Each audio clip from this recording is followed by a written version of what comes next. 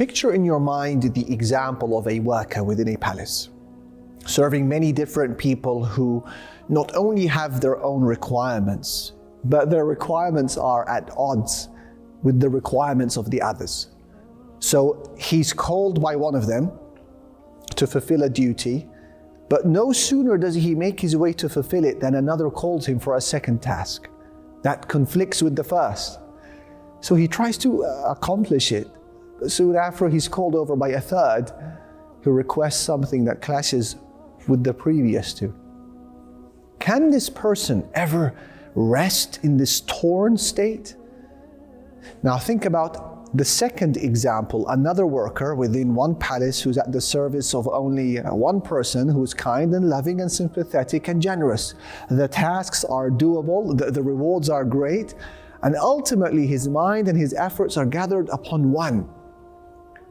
And with all of that said, to Allah belongs the greatest examples. The first example is in reference to those who worship many different gods. Each god has its own interest, its own requirements. And this god can be an idol, false god, but it can also be a business, it could be a mirror reflection, online following, a cigarette, the pursuit for fame, where each has a demand that is not only impossible to satisfy, but it contradicts with other demands as well.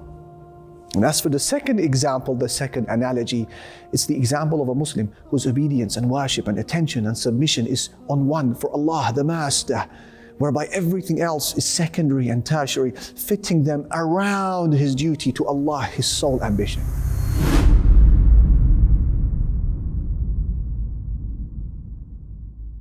And that's why when Hussein was asked by the Prophet Muhammad sallallahu alayhi wasallam, Ya Hussein, kam ta'budu ilahan al-yawm? Oh Hussein, how many gods do you worship these days? And Hussein, he responded by saying, I'm worshipping 7 gods. 6 of them are on the earth, and one of them, he's in the heavens. Prophet Muhammad sallallahu alayhi wasallam, he asked him a remarkable question. He said to him, فَأَيُّهُمْ تُعِدُّ لِرَغْبَتِكَ وَرَهْبَتِكَ?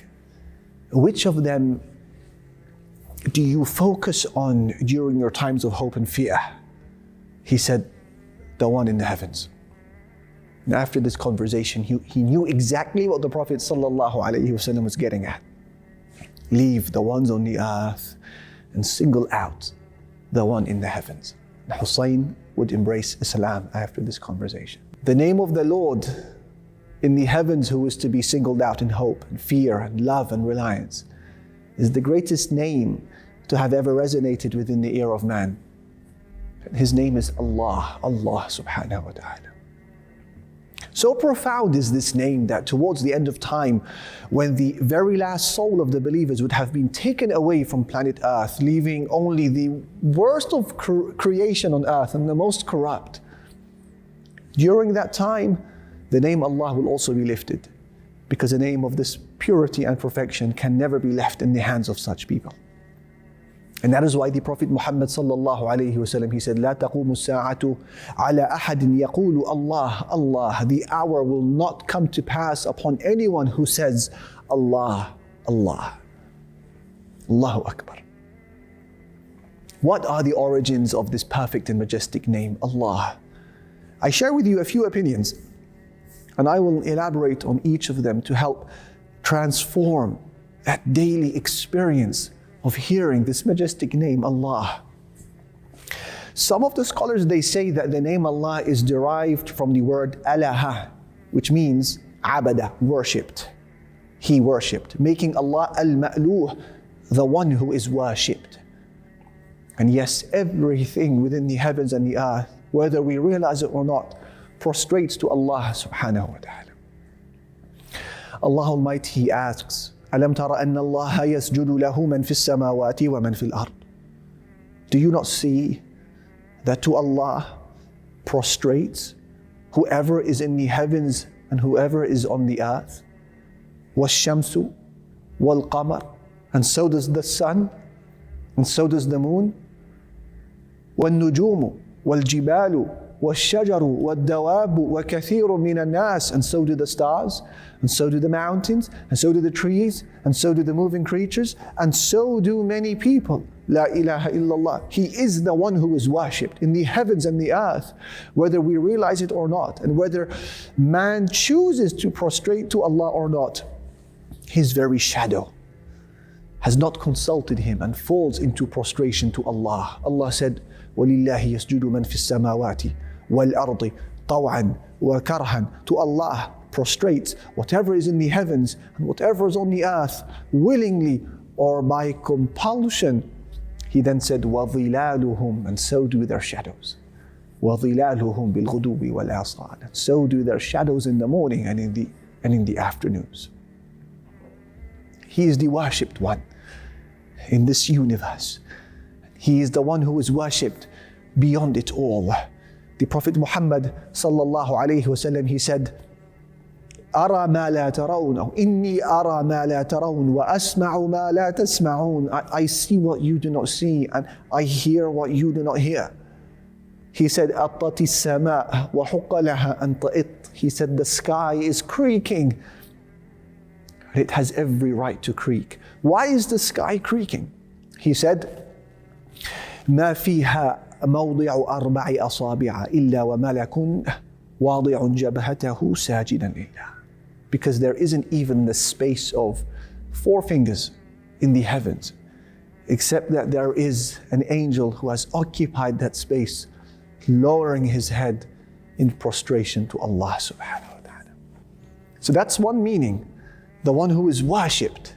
Some scholars, they say that the word Allah is derived from the root word aliha, meaning tahayyara, in reference to one being bedazzled or losing his mind as a result of extreme happiness or extreme grief. And yes, bedazzlement, amazement, and sheer awe are perfectly natural experiences in the lives of those who know Allah subhanahu wa ta'ala. No mind can encompass His perfection. No words can capture His majesty. Allah said, وَلَا يُحِيطُونَ بِهِ عِلْمًا. They will never encompass Him in knowledge. And Allah Almighty said, لَا تُدْرِكُهُ الْأَبْصَارِ. No vision can grasp Him. لَا إِلَهَ إِلَّا اللَّهِ. The one who bedazzles. Allah is the one who bedazzles those who know Him in amazement and awe, just as He bedazzles in misery those who choose to lead their lives away from Him. Bedazzled in anguish, swept off their feet in misery. This is the outcome of not knowing Allah, a sweeping sense of misery because our need for Him in our lives is greater than our need for food and drink and oxygen. Man cannot do without Him for even a single second of his day, even if he arrogantly claims otherwise.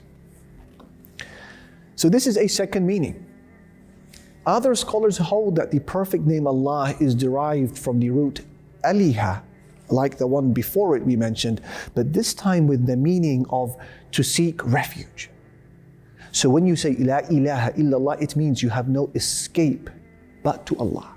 It's one of the most comforting realities of life, to know that your retreat and your refuge is Allah subhanahu wa ta'ala. Because who is it who forgives sins other than Allah?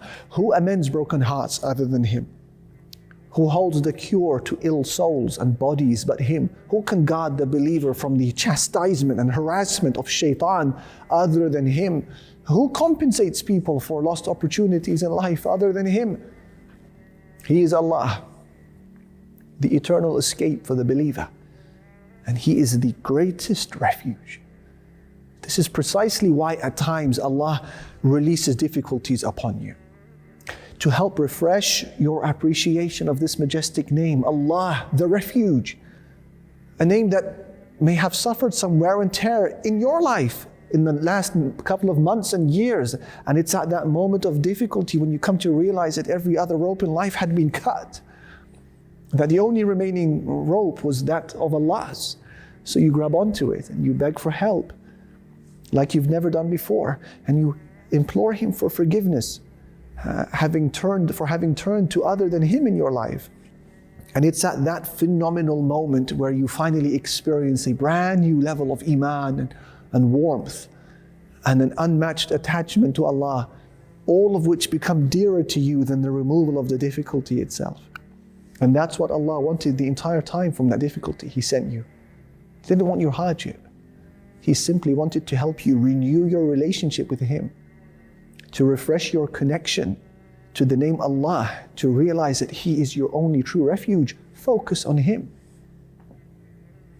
Other scholars have argued that the roots of this perfect name Allah is from the word Al-Ilah, meaning الَّذِي تَأْلَهُهُ الْقُلُوبِ, He whom hearts adore.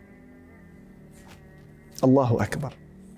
You see, the closer you are to a person and the longer your friendship is with this individual, the lower the level of awe usually drops to, and respect. The exception to this rule is Allah.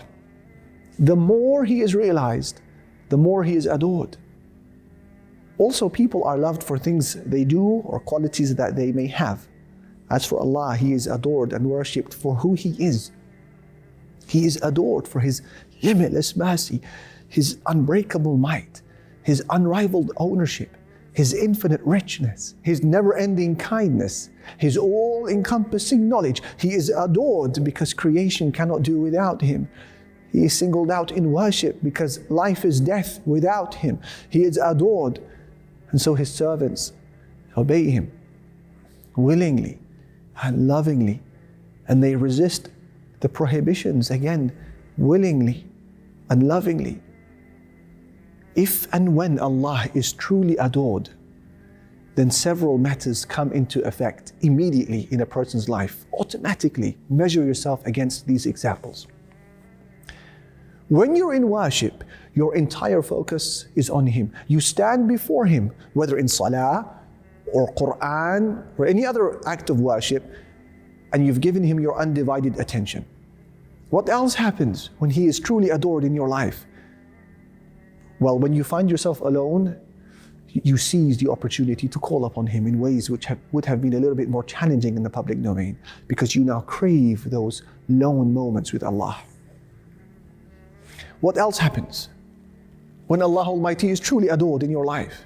When, for example, you use social media or any other public appearance of some sort, you will ensure that you never play a role in snatching away adoration or obsession from Allah to yourself.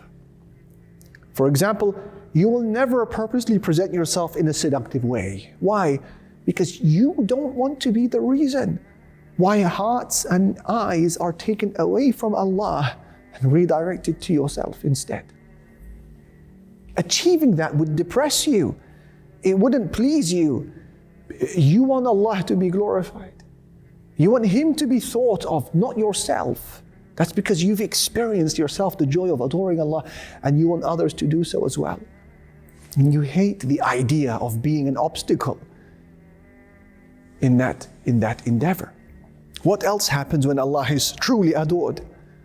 Well, when disobedience takes place in front of you, your heart tears in pain and in confusion, perplexion, how Allah was not glorified, how Allah was not honored at that moment. Just as the Prophet ﷺ would feel when this would happen. When he heard a man who accidentally spoke inappropriately of Allah, the Prophet said to him, "Wayhak, woe to you, atadri Allah, do you not know what Allah is?" Allahu Akbar. Sad when the limits of Allah are trampled upon, that's a sign.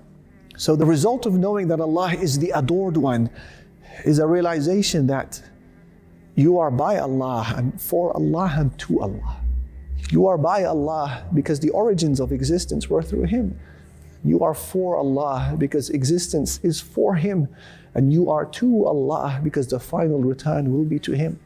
And that's why the truest couplet of poetry that has ever been uttered by any mortal was, according to the Prophet Muhammad sallallahu alaihi wasallam, the words of Labid. Labid, who said, "Ala kullu shay'in ma khala Allahu batilu." Indeed, everything other than Allah is false.